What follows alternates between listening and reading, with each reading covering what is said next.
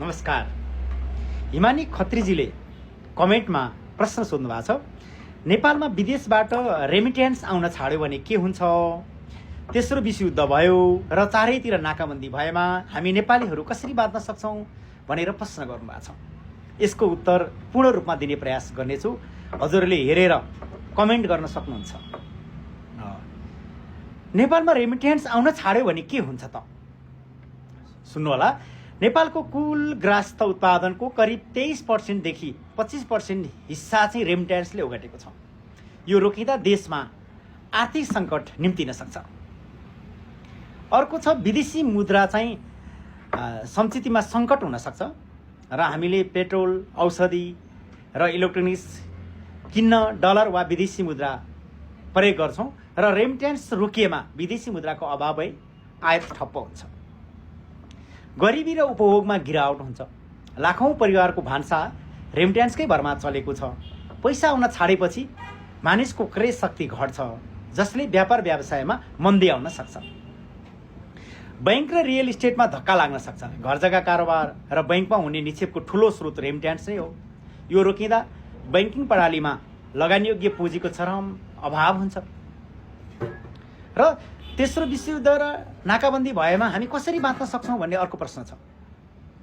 यदि तेस्रो विश्वयुद्ध भयो र चारैतिर नाकाबन्दी भयो भने हामी कसरी बाँच्न सक्छौँ त भन्दा, विश्वयुद्ध जस्तो परिस्थितिमा अन्तर्राष्ट्रिय आपूर्ति प्रणाली भत्किन्छ र यस्तो बेला बाँच्नका लागि हामीले आत्मनिर्भरता बाहेक अरू विकल्प हामीसँग छैन। हामीले यसको लागि खाद्य सुरक्षा अपनाउनुपर्छ।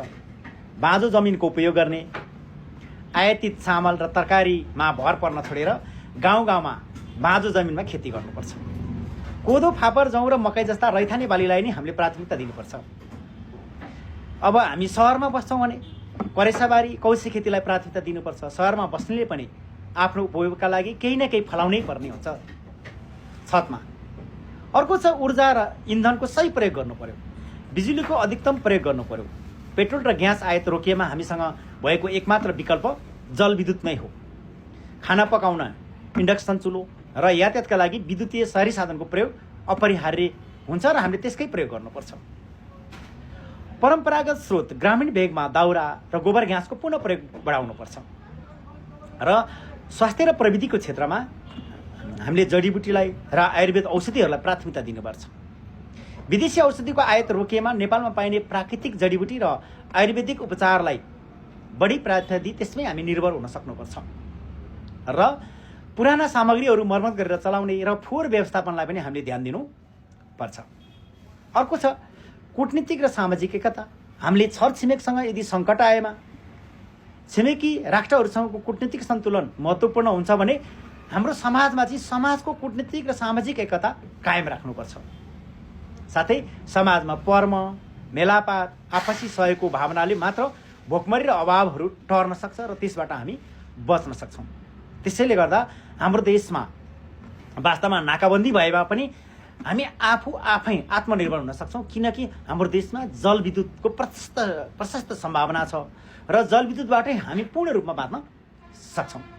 त्यसैले यदि त्यस्तो अवस्थामा आएमा हामीले यी विधिहरू अपनायौँ भने पक्कै पनि हामी नेपालीहरू आफैमा आत्मनिर्भर भएर बाँच्न सक्छौँ। यहाँ डराउनु पर्ने छैन। जे आउँछ त्यही भोग्नै पर्छ। हाम्रो देशमा यस्ता खालका सङ्कट आयो भने हामीले सहयोग गरेर समाजबाट अथवा हाम्रो देशमा भएको जे छ त्यसको उपयोग गरेर हामी बाँच्न सक्छौँ। हस्त, धन्यवाद।